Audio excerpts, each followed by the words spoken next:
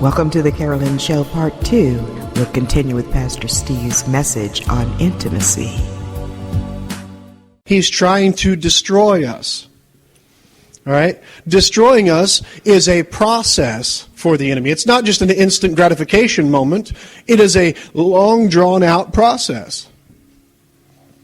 All right? So as the enemy is trying to destroy our lives, our emotions, our destiny, this is a form of destruction. All right? It is a process of destruction. Now hear this in a different way. My people are destroyed for lack of knowledge. Now we're not talking about knowledge in today's terms. We're talking about a different kind of knowledge. Knowledge as in Adam knew Eve and bore Cain. That's intimacy. All right? He knew Eve and bore Cain. He was that close. All right? Intimacy. The biblical definition of knowledge is not what we hear today. It is intimacy. Now, catch this. This is so good. If you ever want to find the more original definitions of the words that we're using today, go into the Webster's Dictionary from the year 1828. Go into the Webster's Dictionary from the year 1828, and you're going to find some of the definitions are different than how we hear them today. Because it was prior to when the secular humanists started changing definitions. Okay? So here's intimate. You ready? Inmost, inward, internal, as intimate impulse, near, close, as in he was honored with an intimate and immediate admission. Close in friendship or acquaintance, familiar, as an intimate friend, intimate acquaintance. A familiar friend or associate, one to whom the thoughts of another are entrusted without reserve. That means without holding back. To share together. To intimate. To register. To love entirely. To make one intimate. To enter. From intimus. Listen to this. To hint. To hint. To suggest obscurely. Indirectly. Or not very plainly. To give slight notice of. As in, he intimated his intention of resigning his office. 'Tis heaven itself that points out a hereafter and intimates eternity to man. Did you catch intimacy in a different light? Yeah? A little bit. All right. Let me help you. To hint or to suggest obscurely. You ready? Daryl. Bottle cap.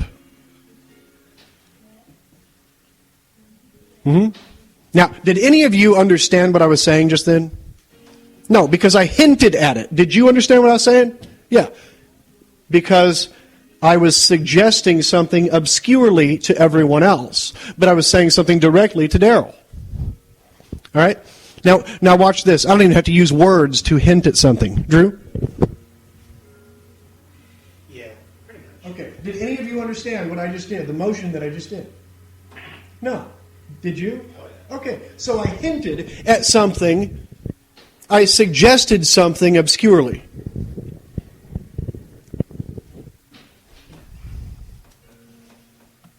For one person to hint to another, and for the other to get it or understand the communication without the speaker speaking fully on a topic, means that there is already an established inside scoop or mutual understanding. You and I have already established an inside scoop or mutual understanding with the hint I just gave you, but nobody else understands it because we've established it, we haven't. We've spoken in here of inside jokes, in which the listener understands much more than what the speaker seems to be speaking at face value. Okay, we all understand inside jokes, right? All right?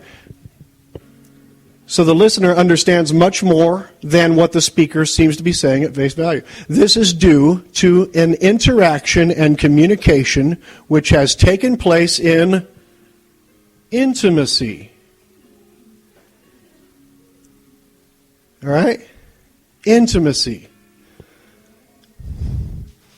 With the walls down, holding nothing back, in private or secret, which was not seen or heard by the onlooker.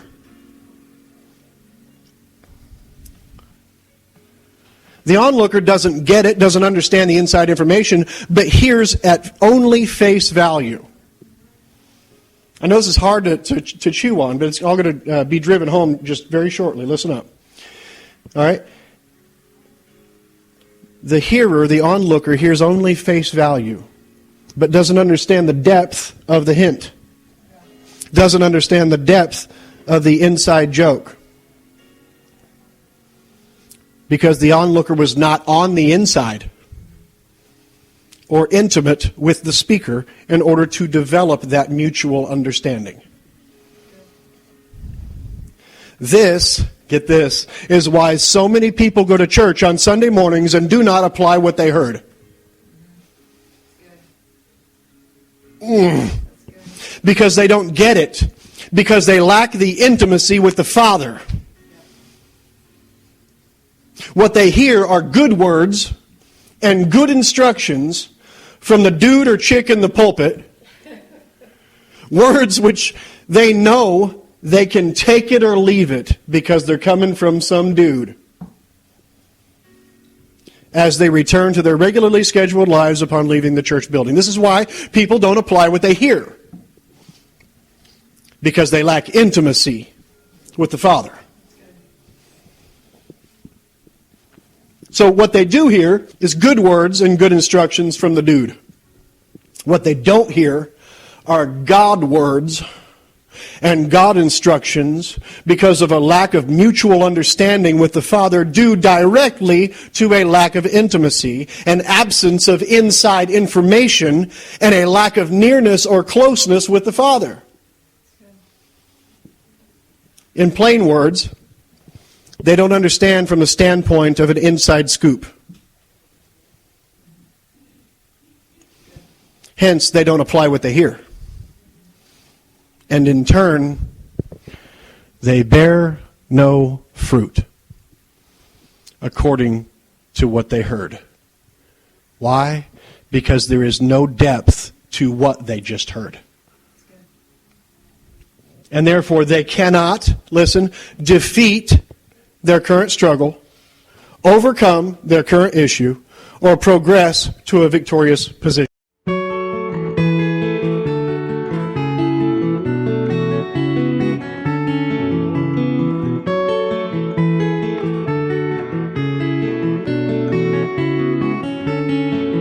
With a steady beat through crowded streets, and so the story goes. Feeling so unloved, she pushed and shoved and made her way through those who had counted her as so unclean, contagious, and so it would seem a miracle would be her only hope. And for 12 long years she'd trade those tears for one more drop of blood. But alas, the flow continued so and never would dry up. But the day that Jesus came to town, she threw her body to the ground and said, if I could only touch his clothes. Who touched me? They heard the master say,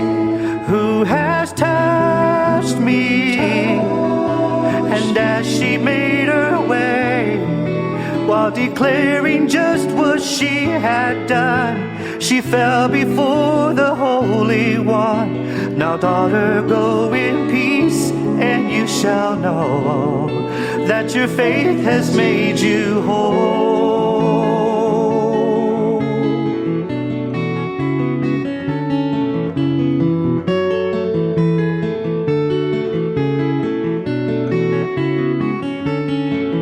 Now imagine how she felt that day upon returning home, with a joyful voice to share the news of favor she was shown.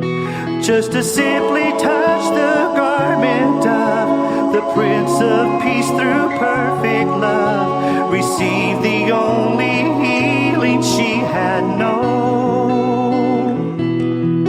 Who touched me? She heard the Master say, who has touched me? And as she made her way, while declaring just what she had done, she fell before the Holy One. Now, daughter, go in peace, and you shall know that your faith has made you whole.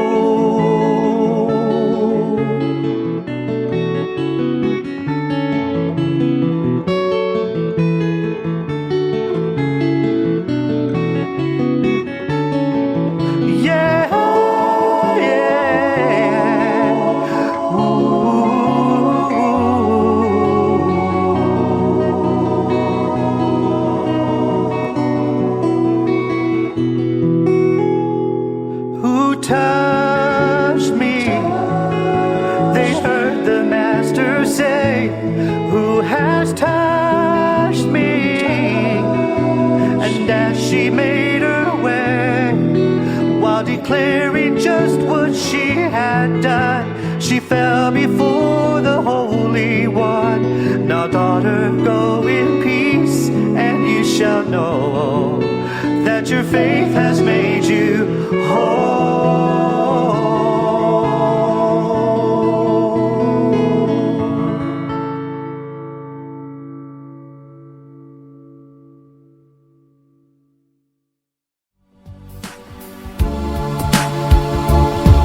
That was Marty Cummings with his newest CD entitled Who Could Know Me?